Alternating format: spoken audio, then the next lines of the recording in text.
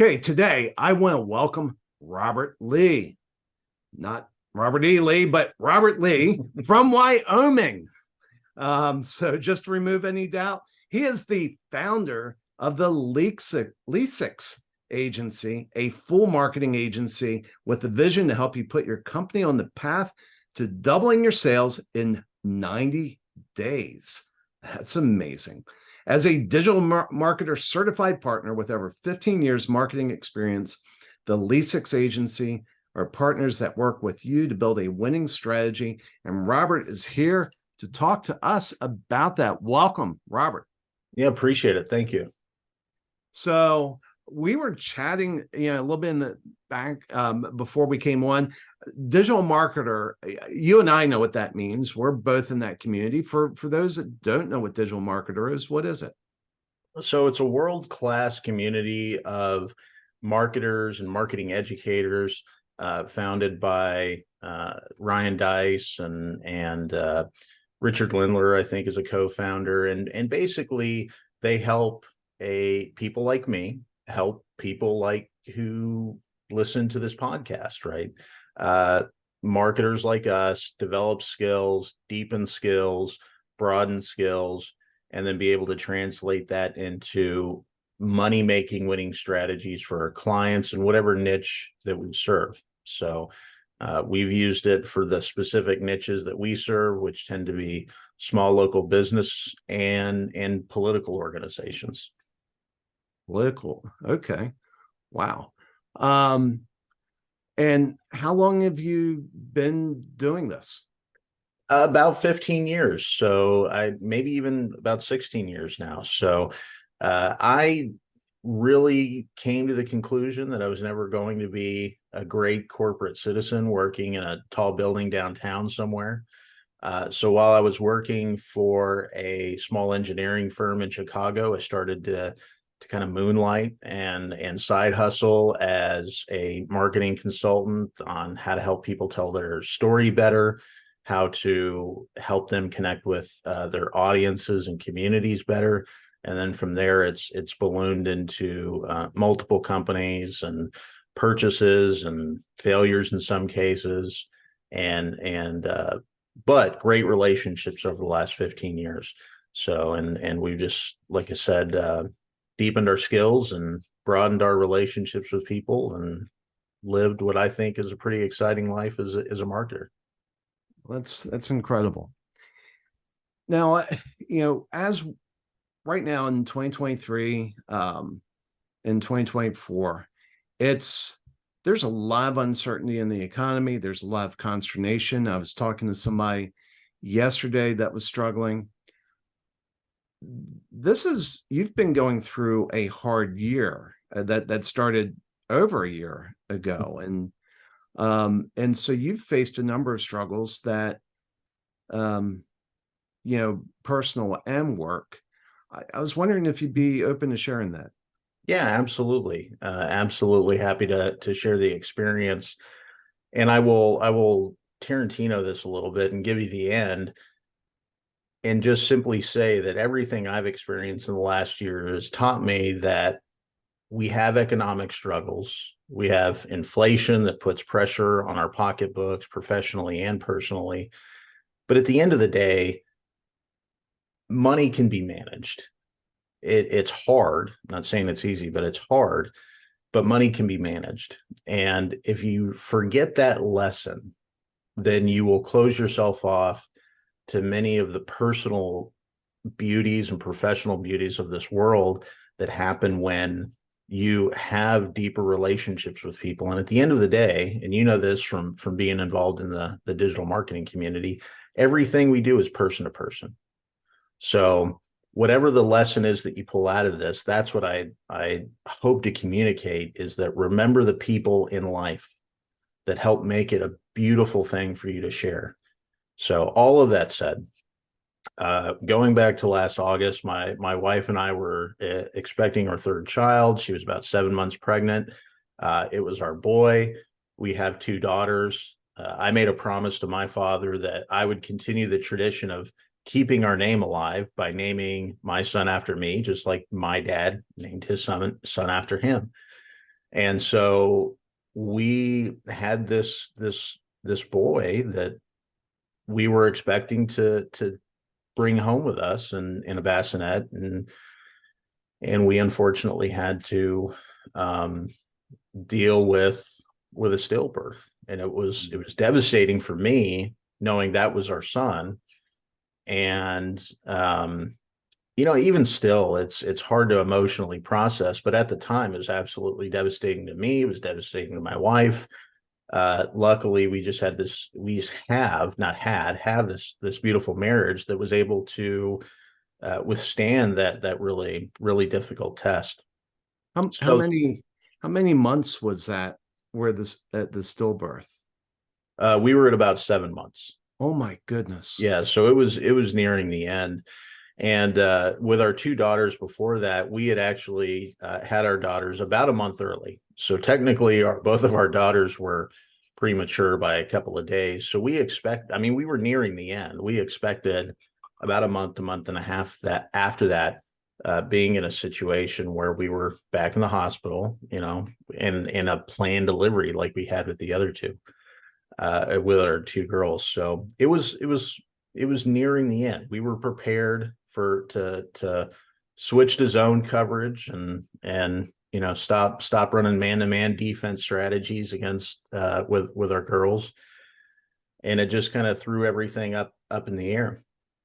And that obviously had an effect on my business. I had some other businesses that had physical plant and on-site employees. They were direct mail marketing companies, and I just lost oversight, the amount of oversight that I had before that. And so we ran into a situation where I was having difficulties with one particular employee. This employee I was relying on to help me run the business. We had just acquired another business right before that had happened, and those customers were left waiting on marketing fulfillment, in some cases for over a month. Found out we paid thousands of dollars to a vendor that really had no explanation as to why. And so by December and January, I started to have yet more of a mental breakdown because this employee just simply wasn't being cooperative, helpful, was being very antagonistic. And so I had to make the choice to sit her down and basically say, this is the choice you have to make. You either leave or you perform in this way. And she chose to leave. And it was probably better for everybody in the end. I'm sure wherever she landed, she was probably happier. I was certainly happier. And then we started to get through that. And nearly 6 months to the day after my son died, my father passed away suddenly. Oh my. And that was the final nail in the coffin for those physical businesses that I had. And so I eventually just had to make the decision. I had to make the decision to stop and say, there are things that just aren't worth it in this world. There's no money that's worth being overly stressed. There's no money that's worth not being home with my wife and my girls.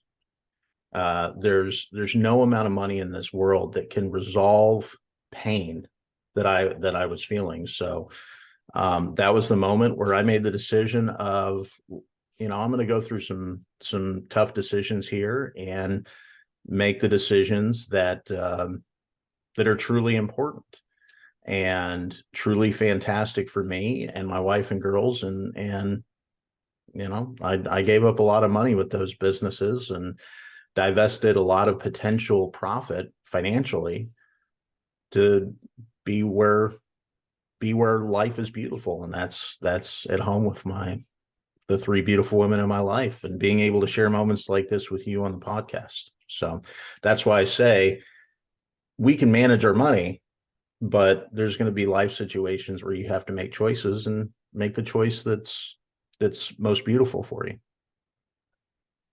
My goodness, what an amazing and sad and powerful story. I'm so sorry that your dad, I'm sure he was anticipating seeing his grandson. Oh yeah, I think he was as heartbroken as I was. We have a blended family with both my mom and my dad, but my dad had grandsons through his stepchildren, right? And again, they were his grandchildren. It wasn't as if but there wasn't that blood relation, right? So I think for him, he was very pumped about the fact that there was going to be a third Robert Lee in the world. And my old man was just the most confident salesman I've ever met in my life. He was a car salesman when I was growing up. He called himself the deal maker. I've seen him sell cars to people that probably were impossible to sell to with anybody else. He just had that confidence. He was so excited about it, and he was heartbroken. But again, we have opportunities to find beauty in even the most tragic situations. And the thing that I look back at is my dad was so excited about being with Robert Wade Lee III that he's now raising my son in anticipation of me and my wife and my girls joining him at some point, some point in eternity. So, and that's a faith that I have, and that's a beautiful thought to think about. It's hard right now to think that I don't get to experience it, but it's also incredibly amazing to think about. Just think about that thought, right? All of the stories that my old man gets to tell my son about me. I mean, that's a scary thought. But it's also a good thought, right? I mean, there's happiness in that. Well, and that's that's an incredibly powerful perspective. And when you were saying that, it reminded me of the story of Lot in the Bible, where he lost everything and then God gave it back to him double. But if you look at the number of kids he had, it didn't double that unless you look at it from an eternal perspective. That he did have double. And that's why I hear you talking about your dad raising your son now. Yeah, again, I'm not the most biblically knowledgeable person. I'm kind of at the beginning of a journey, but I also believe that God made me stubborn and hard-headed for a very good reason. One, to get through difficult situations like this, but also because the lessons he's taught me are definitely sticking at this particular moment. And so I've learned through difficult circumstances that he gives us an opportunity to enjoy the beauty in the world and the relationships we have with other people and the finite nature of what we have, right? I can't remember what movie it was. I think it was Willy Wonka or something like that, right? And he was talking about selling the golden ticket. And his grandfather, who's bedridden, looks at me and says, "Don't sell that ticket for money. It's so common that they print more of it every day." Yeah. Right. And I've got a golden ticket in this world with the most beautiful person I've ever met, my wife, and the two most beautiful children I've ever met in my girls.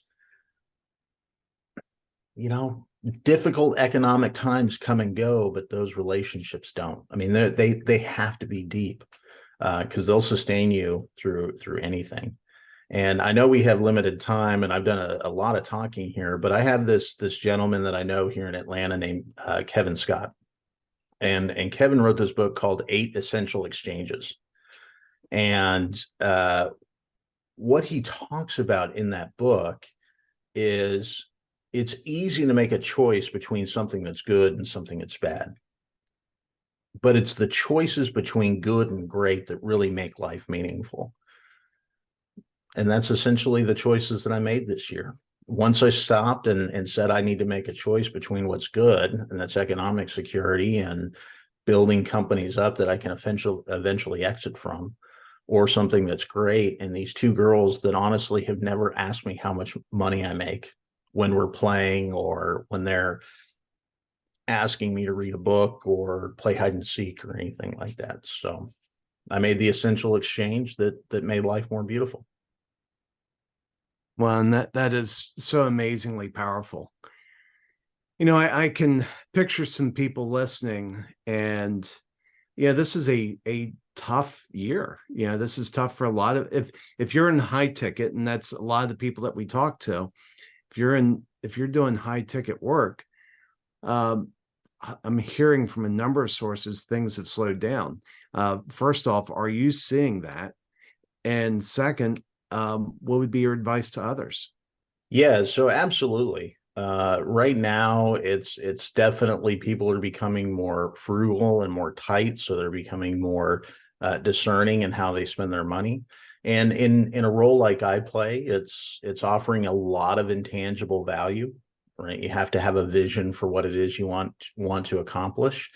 And let's be perfectly honest, there's anybody can wake up and call themselves a marketing consultant. So that demonstrating the benefit of that intangible value is becoming more difficult when people are becoming more discerning with their money. The way that I'm surviving that is by going back to understanding the difference between wants and needs. And that sounds very simple, but most powerful lessons we have in front of us are oftentimes the most simple ones. You don't have to live fancy to live well. I mean, my wife and I, try to be very smart about the way that we spend our money personally, which of course puts less pressure on what I have to do being self-employed financially. And so I'm able to continue to pick and choose the clients that see that intangible value for what it is. And so the clients that I'm working with right now, we have a happy working relationship, and we're not wildly expanding our business at the moment because we know that takes financial cost to do so and financial resources to scale. So we're being very intelligent about the way that we do that. Sometimes making the exchange of wild rapid growth and notoriety is not worth what it means being secure and stable and focused on the vision for when money is a little bit more plentiful and it's less expensive to do business. And that Well, would be the advice I give everybody else too. Just be patient. and there's a long list of companies that grew themselves broke. Mm-hmm.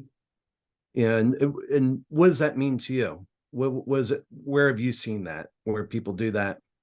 I mean, part of that is, again, it wasn't because we expended a number of resources, but I purchased another company right before this series of events had happened. And what it showed me was I was more focused on growing at all costs as opposed to having a system and processes in place that would help my employees succeed, or at least identify the employees that were there to succeed and not succeed. So when I had to rely on those systems so I could step away, they weren't prepared. I'm a perfect example of that. And I think anybody that you probably discuss this same topic with on your podcast probably would have a similar story in some sort of way. I mean, we were talking about one of your guests, Ryan Dice, who we mentioned before is the founder of the DM community. I mean, that's one of his big stories, was that he scaled and then started to kind of flatline a little bit and then got to a point where he was out of cash and had to come up with a solution fast. Patience is a virtue, and that would be a cliche if it wasn't so true. We get so wrapped up in comparing ourselves to one another and finding things that glitter because they're gold. And we just have to remind ourselves that the ultimate value to ourselves is that which makes us happy and content. And I don't mean the hedonistic way, but I mean, you genuinely can sit back in your chair for 15 minutes, kick your legs up and say, we're doing something pretty good here. And the patience to accept that for what it is at that moment